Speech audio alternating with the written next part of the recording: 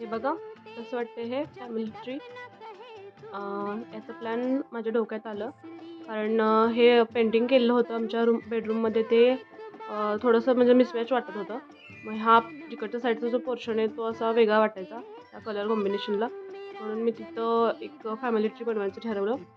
त्याच्यासाठी मी घराचे क्रेयॉन्स लहान मुलांचे आमच्या मायराचेच वापरून तिथं ट्री बनवलं.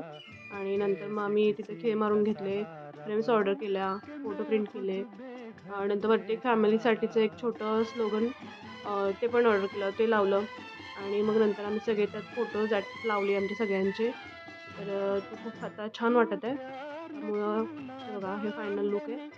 आणि त्यामुळं आमची बेडरूम खूप सुंदर दिसत आहे. कसं वाटलं हे फॅमिली ट्री तुम्ही पण नक्की सांगा कमेंट करून. Family where life begins and love never ends.